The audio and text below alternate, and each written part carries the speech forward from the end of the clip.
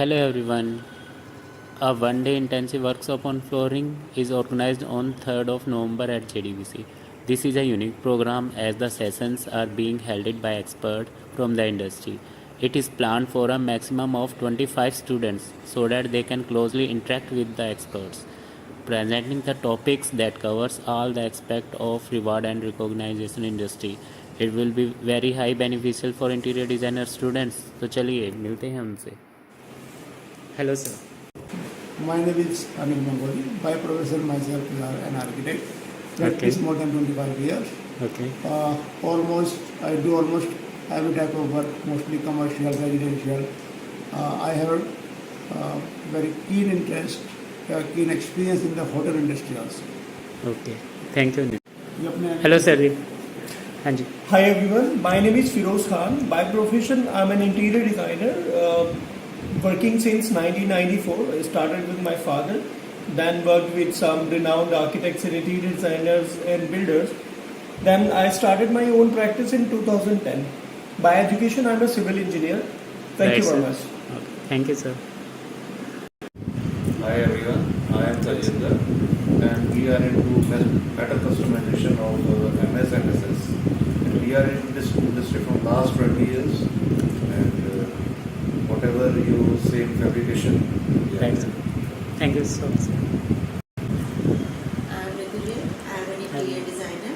Okay. And I'm into this industry for last 10 years. Right. And we do all residential and commercial projects. Thank you. Previously it was known as BE, Bachelor of Engineering, right? So I did my BE in 2004. Right? It's been somewhere around 30, almost 29 years since I started working. I started working in 1994 with my father, right? Now coming to the club that I am associated with, it's NPC. It's called NPC. NPC stands for Network for People of Construction.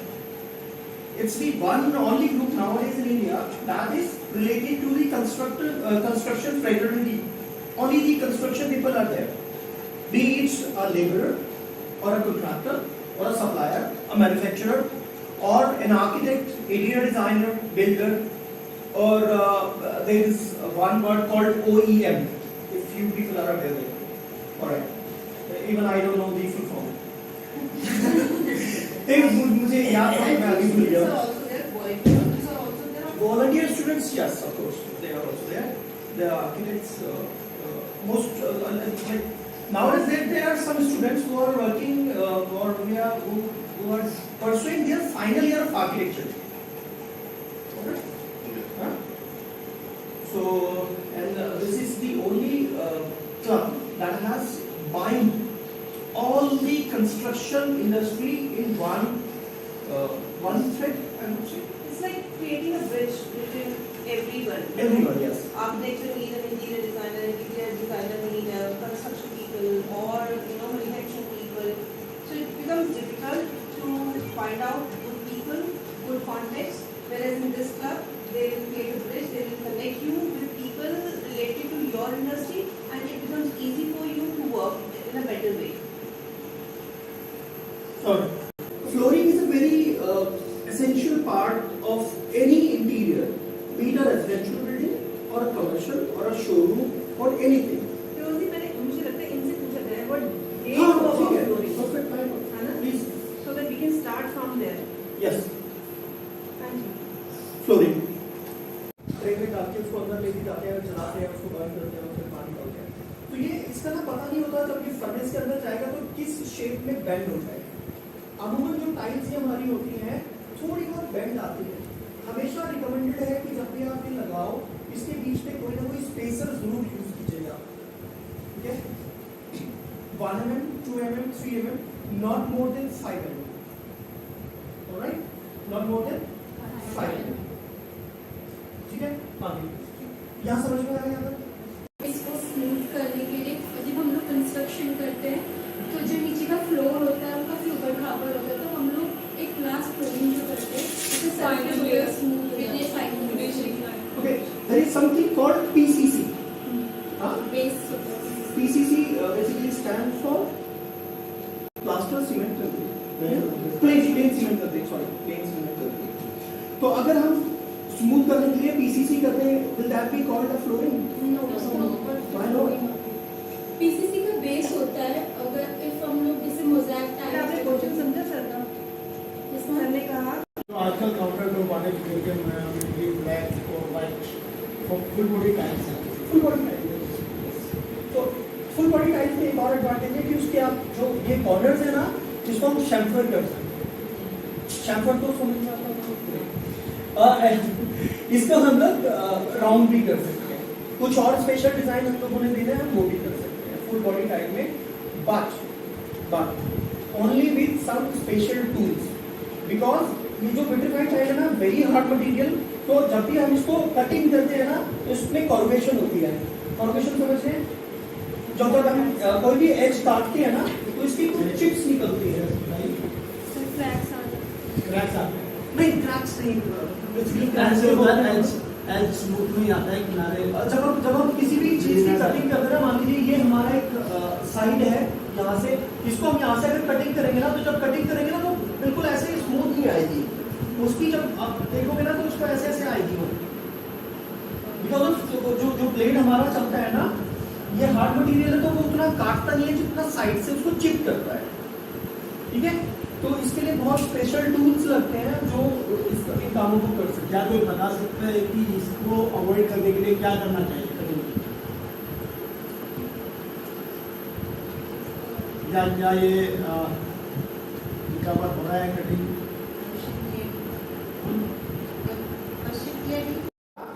इसकी cost को कम करने के लिए हमने नीचे कोई भी pigmentation नहीं मिला रखा है। ऊपर वाली लेयर में हमने कोटिंग कर रखी है, उसका उसमें पिगमेंटेशन डाला हुआ है, तो उसकी वजह से कॉस्टिंग जो है ना, थोड़ी सी हमारी थोड़ी सी डाउन हो गई है, लो हो गई है।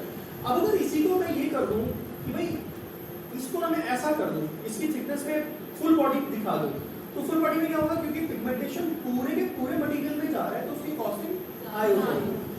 तो अब जो रिसर्चर्स हैं इसके पीछे, उन्होंने क्या किया कि जो इसके ऊपर की जो टॉप लेयर है ना, उसको इस टाइल की टोटल थिकनेस का हाफ में पिगमेंटेशन कर लिया हमने, और नीचे हाफ वाला जो है ना, वो हमने लो कॉस्टिंग वाला मटेरियल दे दिया, तो इसको डबल चार्ज बोला जा रहा है। ठीक है, मैं एक बात बताऊं, माइका कब लगा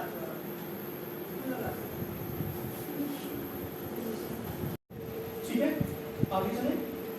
अरे सुना कभी देख रहे हैं कौन ऐसी जगहों पे यूज की जाती है जहां पर जैसे रेजिडेंस हो गया, फुटफॉल कम हो। ये हमारा जो मार्बल होता है ना, ग्रेनाइट या 2-4 मार्बल को छोड़ करके, उसके अलावा जितने भी मार्बल है ज्यादातर सॉफ्ट मटेरियल है। ठीक है, कुछ थोड़े से मार्बल को छोड़ करके ज्यादातर जो है तो मार्बल सॉफ्ट मटेरियल है। तो जब भी हम चल रहे होते हैं उसके ऊपर उसका घिसने के चांसेस ज्यादा होते हैं। तो अगर हम रेजिडेंशियल में लगा रहे हैं, तो हम उसको दोबारा ग्राइंड करा के एज गुड एज न्यू वापस बना सकते हैं। हाँ? उनको मालूम है, उन्होंने खुद ही बोला था सॉफ्ट में हार्ड को, तो सॉफ्ट क्यों होता है? सॉफ्ट क्यों होता है? हाँ, मेरा क्वेश्चन क्या है? चलो, it's a high level question, 15-20 साल बाद मुझे भी पता लगना पड़ेगा। कोई बच्चा जानता है कि वो सॉफ्ट, उन्होंने कहा कि सॉफ्ट होता है, सॉफ्ट क्यों होता है? मुझे ये नहीं पता था कि मार्बल सॉफ्ट फ्लोरिंग में भी होता है। हाँ, limestone is a soft marble, soft material. जितना भी टोटल इटालियन मार्बल आजकल चल रहा है वो सारा सॉफ्ट मटेरियल। वो क्यों होता है? क्योंकि उसके अंदर पोर्स, वो पोरस, इनकी पोरोसिटी ज्यादा होती है। जो सॉफ्ट मार्बल है उसकी पोरोसिटी ज्यादा है, उसकी डेंसिटी कम है। ठीक है, ग्रेनाइट है, इसकी डेंसिटी बहुत ज्यादा है। Indian granite has the maximum density और maximum strength in the plant.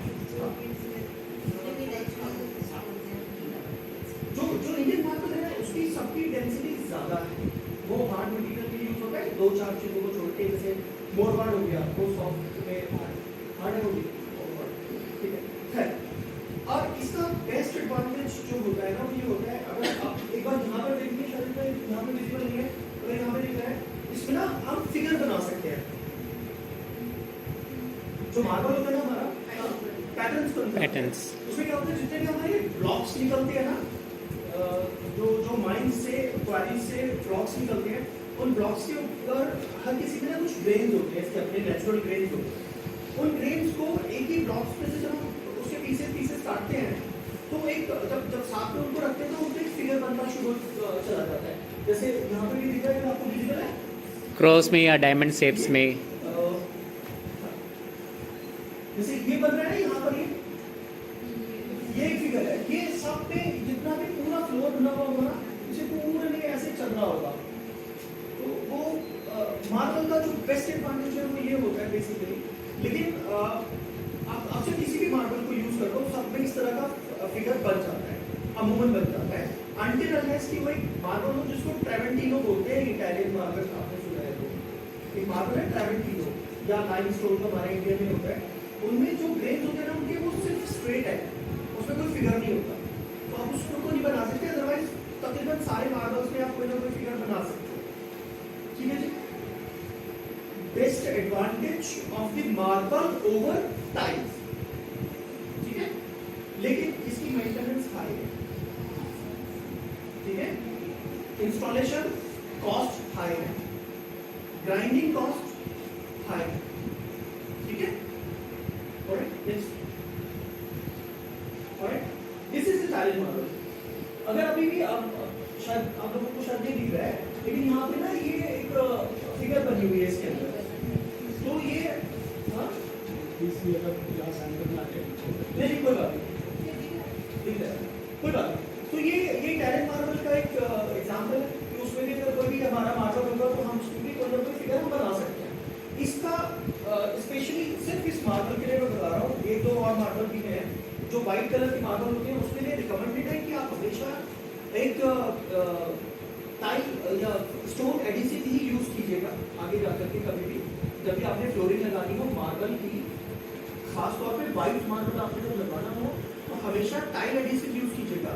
Reason being, अगर हम ग्रे सीमेंट यूज करते हैं ना तो उसकी रिफ्लेक्शन नीचे से ऊपर दिखती है, तो उसकी व्हाइटनेस पे फर्क पड़ जाएगा। समझ रहे हैं बात को? ठीक है। जो हम सारे एक्सपर्ट्स के बारे में ये लेंगे, माइक्रोन्स की कोटिंग्स होती हैं एक्चुअली, मैन्युफैक्चरिंग में है। हाँ, नेक्स्ट जब आपकी क्लास होगी तब जरूर देखिए लैमिनेटेड, ठीक है। तो ऊपर का जो 0.5 mm का लेयर होता है वो हमारा लैमिनेटेड फ्लोरिंग में वुड का मटेरियल होता है। और वुड का भी बेसिकली क्या होता है, only the bark of the tree. When you shave a tree, देखा आपने कभी अगर कोई बड़ा, हाँ, बहुत पतली सी एक लेयर उतारते हैं, रंधा लगते हुए देखा है कोई लकड़ी के ऊपर, उसमें से जो बरूदा निकलता है ना, उसकी जो थिकनेस है उसके बराबर की लेयर्स पूरी मशीन से निकाली जाती है, इतनी चौड़ी इतनी बड़ी। या जो वेस्टेज मटेरियल होता है उसको लैमिनेटेड फ्लोरिंग के लिए यूज करते हैं। और इसकी